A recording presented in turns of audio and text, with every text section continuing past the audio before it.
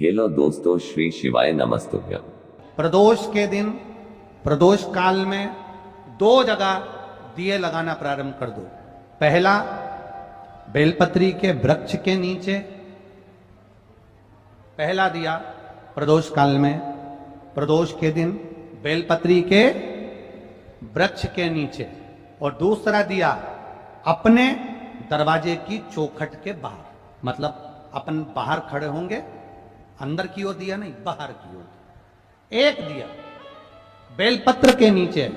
देवादिदेव महादेव से प्रार्थना कर कर, हे शिव शंकर, हे गौरी शंकर, हे शिव, आज प्रदोष का दिन, प्रदोष काल में आप भ्रमण के लिए निकलोगे नंदीश्वर के साथ में, ऐसी कृपा करना। आपके लिए मैंने द्वार सजाया है भोलेनाथ, आपकी दृष्टि मेरी चौखट पर भी कर देना। कि हम अगर बीमारी के लिए कोई उपाय करें तो कौन सी प्रदोष पर करें, और लक्ष्मी के लिए कोई उपाय करें तो कौन सी प्रदोष पर करें। तो अच्छे से सुन लेना भाइयों। शुक्ल पक्ष में जो प्रदोष पड़ती है वो लक्ष्मी की वृद्धि के लिए होती है। कृष्ण पक्ष में जो प्रदोष पड़ती है वो रोग और बीमारी को मिटाने की होती है। तो जितने उपाय आपको प्रदोष के बताए जाते हैं उस हिसाब से आप करो कि शुक्ल पक्ष की प्रदोष है तो लक्ष्मी का कोई उपाय करना है तो हमें शुक्ल पक्ष की प्रदोष पे करना है। अगर हमें बीमारी से निपटने का कोई इलाज करना है या कोई उपाय करना है तो उसको कृष्ण पक्ष की प्रदोष पर करना है। अब शुक्ल पक्ष की प्रदोष, उसकी प्रदोष का दिन था, बैठा हुआ था।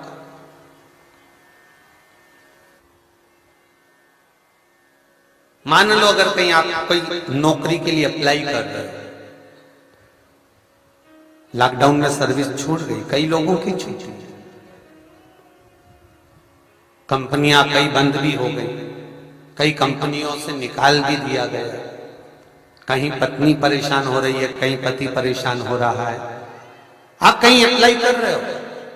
तो जैसा माता उमा ने प्रदोष काल में, प्रदोष के समय पर, प्रदोष काल के अंतर्गत बेलपत्री का स्मरण किया है, वो बेलपत्र का स्मरण अगर संसार का मनुष्य कर लेता है तो महाराज ब्रह्मवृत्ता पुराण कहती है कि उस जीव का ऐसा कोई कार्य नहीं जो सफल नहीं होता।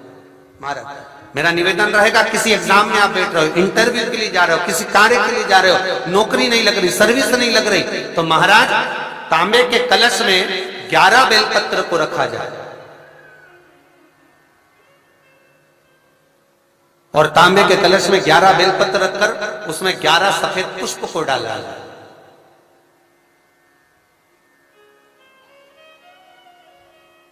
लाल चंदन घिसकर कटोरी में लेकर जाइए।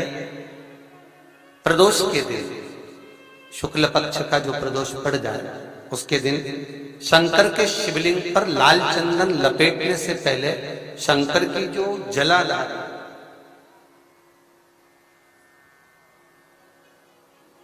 महाराज ये शिवलिंग है,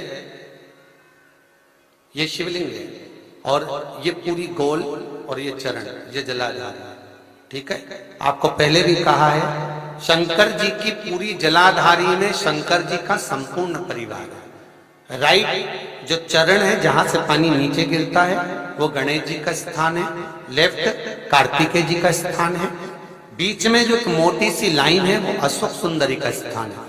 जहां पर शिवलिंग रखा हुआ है ये माता जगत जननी जगदम्बा का हस्त कमल है। शंकर भगवान को मां अपने हस्त कमल पर रखी हुई है। ऊपर से जो बूंद बूंद पानी जलाधारी से नीचे गिर रहा है ये शंकर भगवान की 5 लड़कियां हैं, जया, विषहरा, सामरीबारी, दोतली और देव। ये ऊपर से बूंद बूंद जल क्रीड़ा शंकर जी के साथ में करती हैं। शंकर भगवान का संपूर्ण परिवार जलाधारी में विराजमान है। शिव महापुराण कहती है, माता उमा का चरित्र कहता है, कोई एग्जाम में बैठ रहे हो, कोई कंपटीशन एग्जाम में बैठ रहे हो और चाहते हो कि मेरी नौकरी इसमें लगना ही चाहिए, तो लाल चंदन का लेपन आपको इस पूरी जलाधारी पर करना है।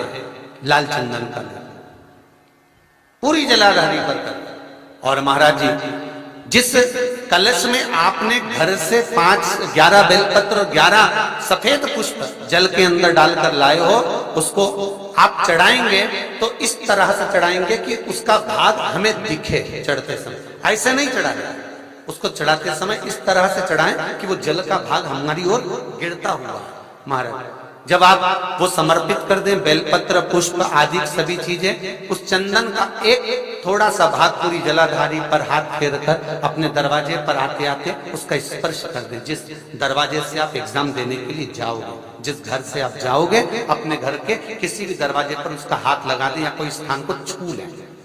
जिसको आप दरवाजे को खोलकर, दरवाजे को स्पर्श कर कर या दीवार को छूकर या अलमारी को छूकर, जिसको भी छूकर आप जाओगे उसका स्पर्श कर लेना। फिर आपको कुछ नहीं करना है, उमा और महेश ही सब कुछ करेंगे जो उनको करना है। सब साथ। कोई आपका कोई एग्जाम आप देने के लिए बैठ रहे हैं, कोई विशेष परीक्षा है आपकी और आप चाहते हो कि मुझे इसमें पास होना चाहिए,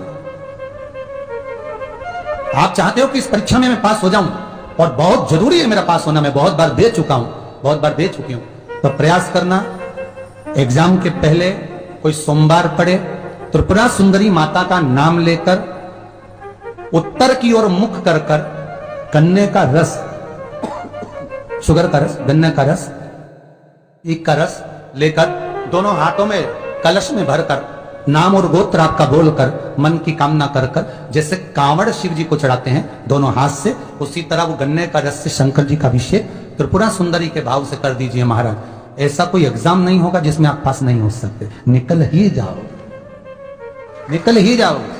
त्रिपुरा सुंदरी माता का स्मरण, मात्र स्मरण सुख का दे। श्री शिवाय नमस्तुभ्यम। गुरु जी के उपाय और जानने के लिए हमारे चैनल को सब्सक्राइब जरूर करें। धन्यवाद।